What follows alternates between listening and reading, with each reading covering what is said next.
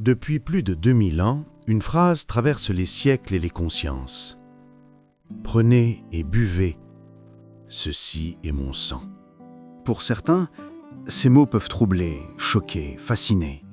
Boire le sang du Christ, recevoir le corps du Christ. Ces expressions semblent mystérieuses, presque dérangeantes si on les comprend littéralement. Mais derrière ces mots se cache l'un des gestes les plus sacrés du christianisme. Et pourtant, aujourd'hui, une autre vision intrigue. Certains médiums affirment avoir reçu des révélations spirituelles sur ce que signifierait réellement recevoir le corps et boire le sang du Christ. Non pas comme un acte physique, mais comme une transmission énergétique, une union d'âme, une transformation intérieure. Pour les chrétiens, ce geste est un sacrement, un symbole sacré d'amour, de sacrifice et de vie spirituelle. Mais ce n'est pas le cœur de cette vidéo. Ici, nous allons explorer une autre lecture, plus mystérieuse, plus spirituelle. Une interprétation transmise à travers des révélations médiumniques qui prétendent dévoiler un sens caché derrière ces paroles ancestrales. Alors, que se passerait-il vraiment lorsque l'âme boit le sang du Christ? Et si ce geste était bien plus qu'un simple symbole? Et ce qui nous attend est immense.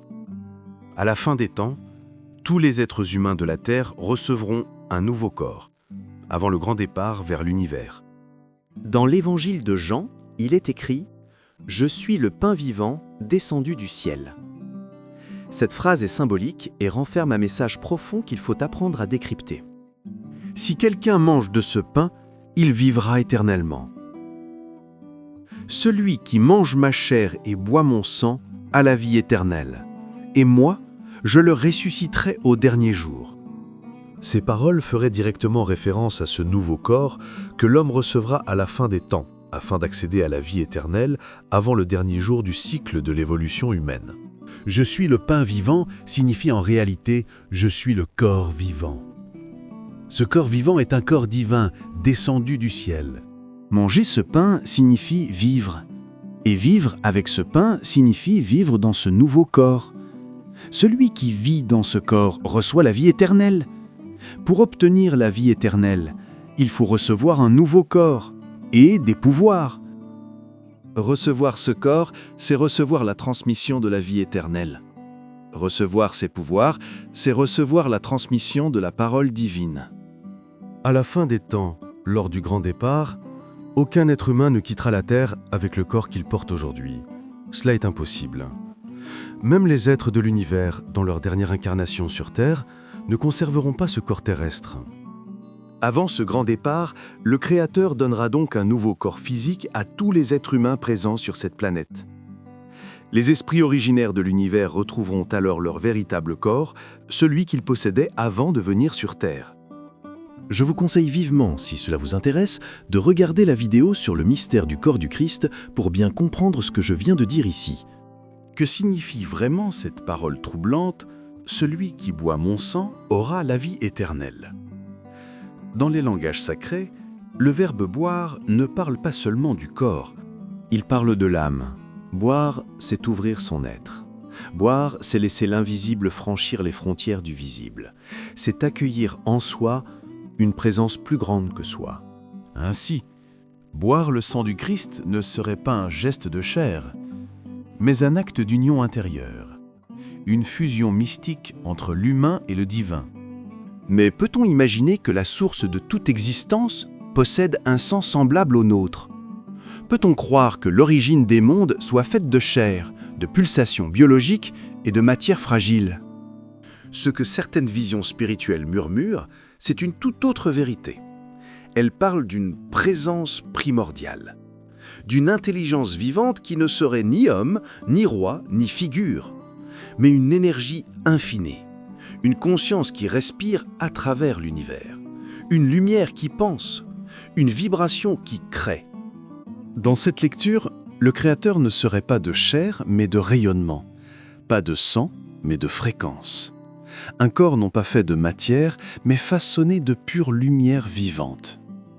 Alors, boire le sang du Christ ne serait pas un acte de bouche, mais un acte d'âme, une absorption de lumière, une communion avec l'essence même de la vie, un passage secret entre l'humain et l'éternel.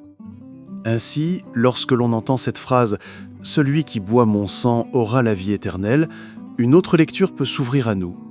Dans une interprétation plus symbolique, cela ne parlerait pas d'un sang matériel, biologique ou humain, mais d'un sang d'une autre nature. Un sang fait de lumière, une essence vibratoire, une énergie vivante. Boire ce sang ne signifierait pas absorber une substance, mais recevoir une fréquence. Non pas accueillir de la matière, mais laisser entrer en soi une force primordiale. Car si le Créateur n'est pas de chair, alors son sang ne peut être que de l'ordre du spirituel, une pure intelligence, une pure énergie, une présence vibrante et consciente. Dans cette vision, l'être humain ne recevrait pas un liquide, il recevrait un sens, il recevrait une essence, il recevrait une étincelle de cette source créatrice. Et puisque le Créateur peut être compris comme une pensée originelle, une conscience qui engendre toute chose, recevoir son sang reviendrait à recevoir le pouvoir même de la pensée créatrice. Un pouvoir de manifestation, un pouvoir de création intérieure, une capacité de participer, ne serait-ce qu'en partie, à la force qui façonne l'univers. Les religions, dans cette lecture, apparaissent alors comme des langages symboliques, des préparations, des étapes, des portes ouvertes vers quelque chose de plus vaste. Lorsque les textes sacrés disent « Recevez ce corps et buvez mon sang », cela pourrait être compris comme une annonce voilée, non d'un geste à accomplir dans le présent, mais d'une transformation à venir, une promesse intérieure, un futur état de l'être. Dans cette perspective spirituelle, la fin des temps ne serait pas une destruction, mais une métamorphose, un passage, une renaissance. L'être humain ne recevrait pas seulement une vie éternelle. Il recevrait un autre corps, une autre manière d'exister, un corps traversé de lumière. Un esprit capable d'accéder à une pensée créatrice, semblable à celle de la source. Et peut-être que cette phrase, si souvent répétée et si souvent mal comprise, « Boire mon sang et recevoir mon corps » n'est pas une image troublante, mais le symbole d'un éveil futur, un appel silencieux à devenir autre chose. Et cet autre état ne serait pas une fin, mais un retour à l'origine, le réveil de la part divine endormie en l'homme, la fermeture d'un cycle ancien et l'ouverture d'un passage sacré. Alors, l'homme recevra un nouveau corps, une conscience libérée du temps et une vie qui ne s'éteint plus, non comme une fuite de la mort, mais comme une traversée vers l'éternel. Le retour des hommes-dieux sur Terre annonce le grand départ, qui marquera la fin du cycle d'évolution humaine. Chaque être humain sur Terre recevra ce nouveau corps et ce pouvoir inédit et accédera à la vie éternelle.